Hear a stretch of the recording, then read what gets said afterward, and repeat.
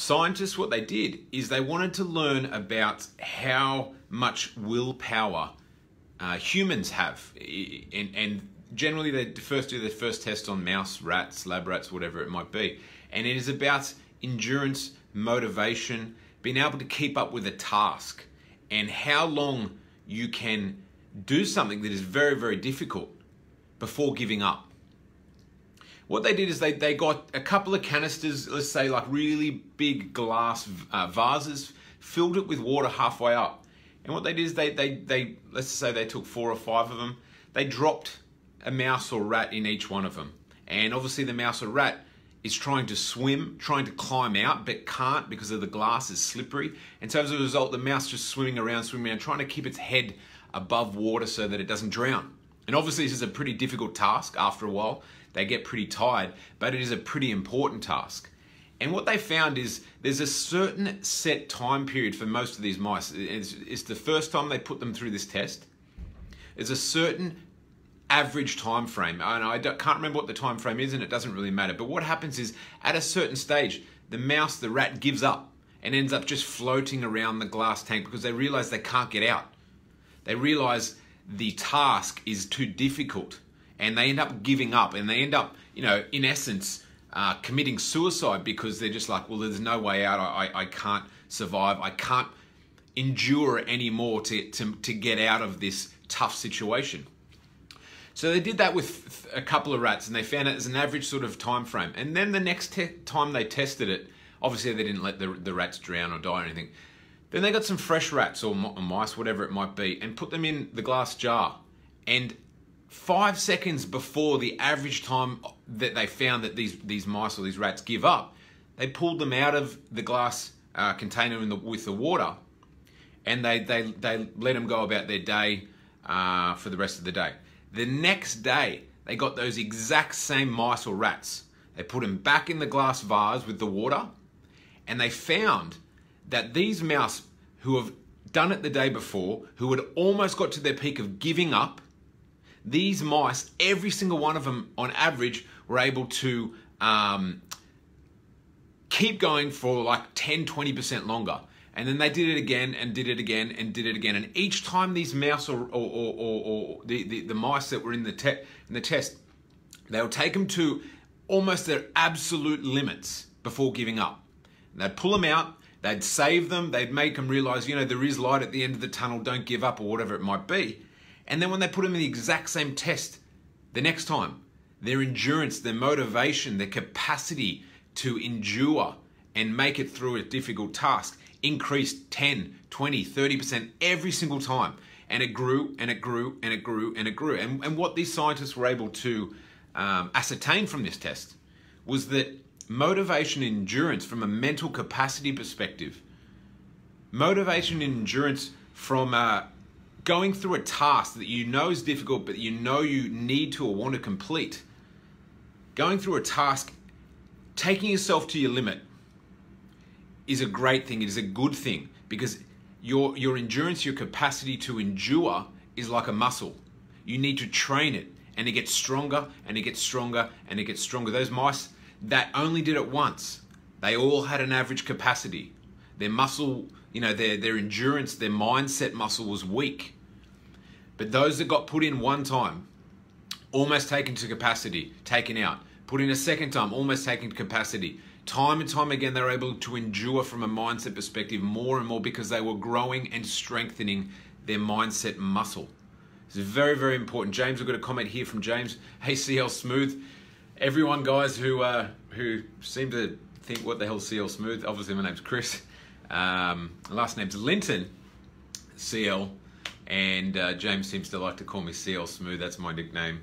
And so, all good there.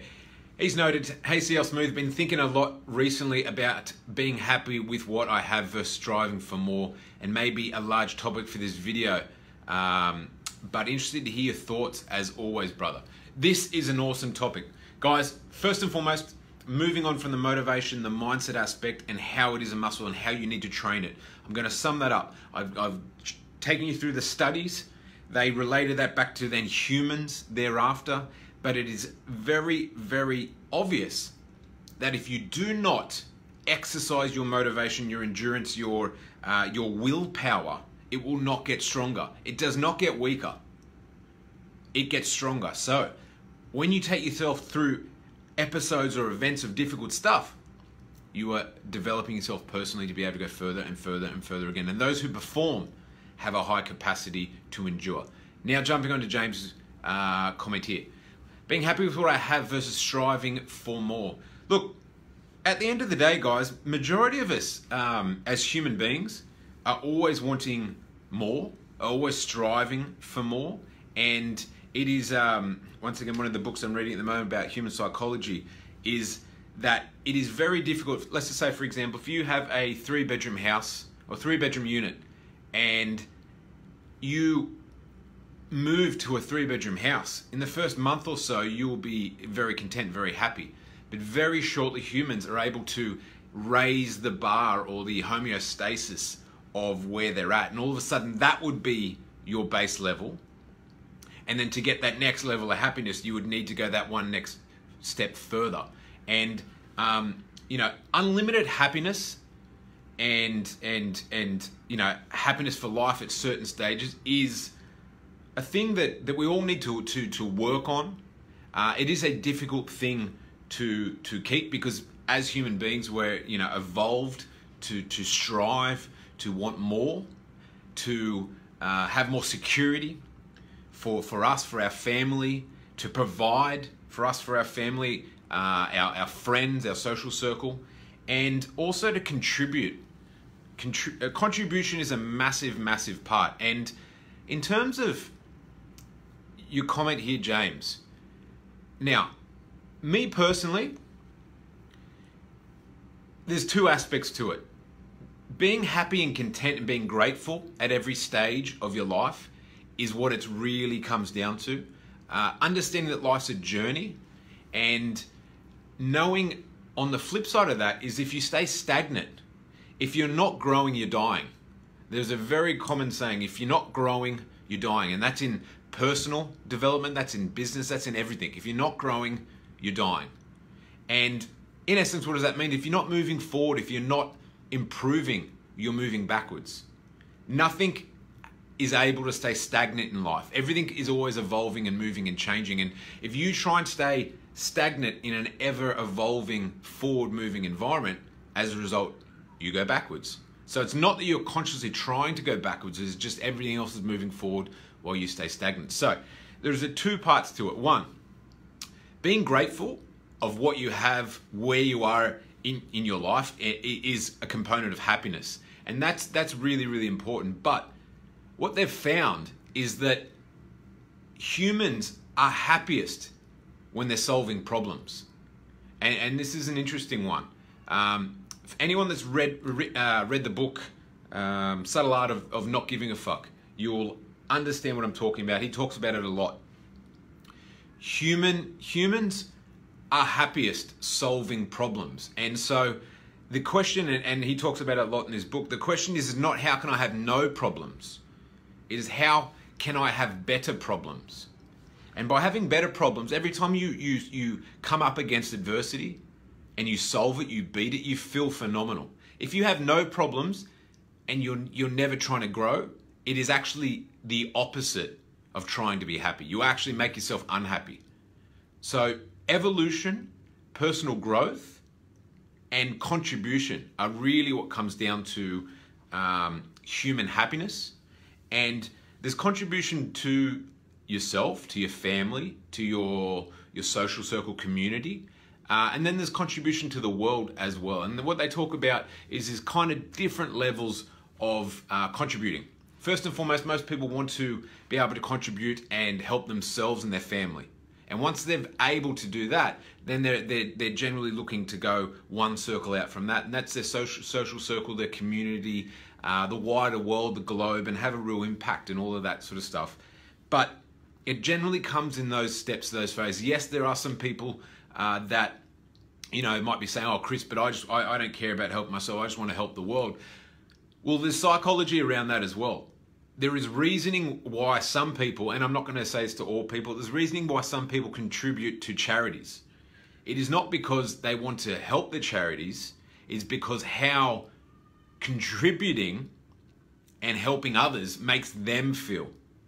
So it is, in essence, a internal aspect no matter what, whether you're helping external people. It is about how it makes you feel in yourself, and that's one of the key drivers to a lot of big charities and when they do their advertising, their marketing or whatever it might be. It's about making the person feel better about themselves because they're helping, they're contributing. So personal development, always moving forward, going back to the point, James, is really, really important, man. If you stay stagnant, no matter if you are sleeping on a bed of $10 million cash, you have jewels all around you have the best family in the world, the best wife in the world. If you stay stagnant, sooner or later you will get bored and unhappy of that. As sad as that sounds, that's how it is. You need to evolve. You need to evolve. You need to continually grow. And growing business is one thing. Impact and contribution to the world, to your clients, to getting your reasoning for being on the earth and impacting lives is where kind of the heart of it is. And so contribution is massive. Personal development is massive. And mate, I love a level of competition. I strive and enjoy a level of competition, and my competitors, I have love for my competitors. I love to see my competitors doing great. Some people are negative around their competitors. They see a competitor and they slag them off. They get on social media and troll them and get pissed off and think about it all night. I love my competitors. They make me want to be better. I love to compete with them, and I love to see them do well. And there is no reason why I can't do well and my competitors can do well. And if we're all striving to be better than each other, what are we doing? We're making each one of us better. So being grateful with where you're at, understanding it's a journey at all stages, but at the same time, getting around some people that can fire you up, create some internal competition, and have respect for them, have love for them, and pat them on the back, give them high fives, cheer them on when they're doing good, because all it is going to do is make you want to become better, and then by you then becoming better than them, they will want to become better, and it's a self-perpetuating circle of improving and having more contribution. At the same time, you've got to keep one eye on the present, one eye on the future, and that's what it's all about. The eye on the future is the competition, the energy, the drive, the fire in the belly that really juices you up and makes you want to jump out of bed in the morning. But then the eye on the present is what they talk about: mindfulness, being present, enjoying the journey, being grateful, and all that sort of stuff. So those two things, if you have one without the other, if you just have competition and you have negativity around the competition, you'll be a negative person, you'll be unhappy. If you try to just be happy with what you've got and stay stagnant, you'll become unhappy because you are not growing. If you're not growing, you're dying. It is a very simple saying, but it is so, so true. Those two aspects, for numerous reasons from a psychological and evolutionary perspective, are necessities. So hopefully that makes sense. Christian's noted down here, spot on. Great to see that it's resonating with some people, and I haven't kind of gone too, head in the sky or head in the clouds. That doesn't make sense or goes over the top of the head of a couple of people. Anyways, if you've got any questions, guys, comment down below. Hopefully that resonates with you, and hopefully if anyone is there thinking, I'm pretty content. Actually, this is an important one. This is an important one before I finish up. Sometimes when you're content with where you are, it is your mind bullshitting you. You have fear of the next step. You have fear of losing what you've built so far. And this is really important. That's why I want to finish on this. So to go from level 0 to level 1 takes time, takes energy, takes effort, takes insight, takes coaching, takes a blueprint, a path. And when I see a lot of people go, hey Chris, I'm at level 0 and I want to get to level 5, and I'm just using numbers just to, as figuratively speaking. And then when they go from level 0 to level 1, a lot of people sit there and go, am I really going to take the next leap from 1 to 2 and risk falling back down to 0?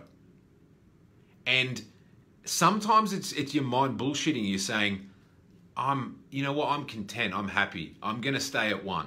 Even though 2 months ago, I had this realization that I want to go to 5, I want to help this, that's my life, that's my passion, that's my reason for being here. And I want to be a good role model for me, my family, my kids, my community, and all of these things.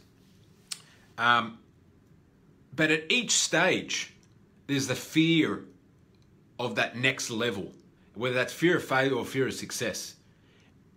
And the easy way that humans cloud this and protect their ego is come up with the reasoning, I think I'm pretty happy, I think I'm pretty content. Asking yourself the right questions, making sure that, are you actually, in a reality perspective, content and happy where you are? And if you are, that's cool. But if it is just clouded fear, you need to go to that next level. You need to break through. And I've been reading so many awesome books lately, and I've got another example of this, how, yeah, I could go on all day. I'm not going to go on all day about it, but in essence, you need to ask yourself these good questions. You need to try and cut the BS out of, everyone has an ego, an inner ego, whether it's a very big ego, a low ego, a middle level ego. Ego is not in the negative sense of term, it is just what everyone has as a personality perspective. And we do a lot of things to protect that ego. We do a lot of things subconsciously and unaware to protect that ego. And sometimes we even lie to ourselves to protect our ego. Not saying that that's yourself, but I'm kind of just saying as a wider communication aspect. And really, really powerful stuff, really, really important stuff, asking your question.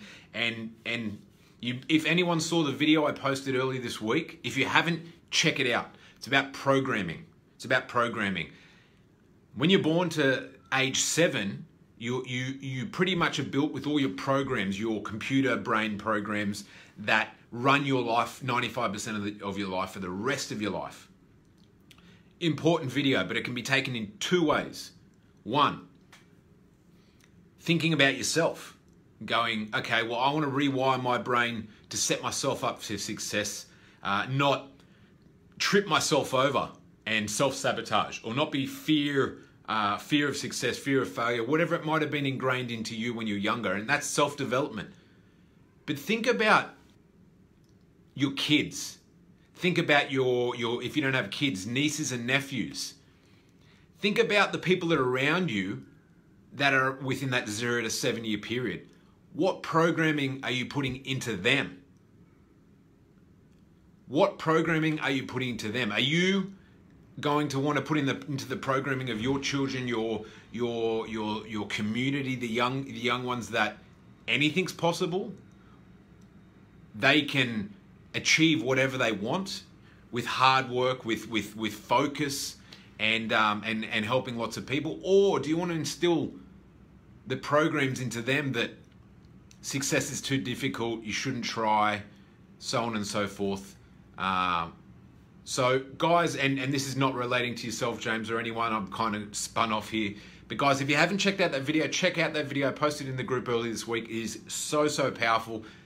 But I find that most people only think about themselves and think about their programming. How can they restructure their programming? But also think about the next generation. Is it not the requirements of yourself to cut that circle, that vicious circle, for the next generation and be the role models for the next generations? It's an important one. And I find watching those videos, it is as important as yourself, but is the flow over to the next generation and the next generation and the next generation that comes after that is also just as important. Anyways, that's it from me, guys. I could go on for hours. I don't want to get too spiritual or whatever it might be. But hopefully you're all having an awesome week so far. Guys, if that resonated, if that makes sense, James, if that answered your question, he's noted down below here. Awesome to hear your thoughts, man. Thanks, man. No problem whatsoever. Nick, awesome to see you there too.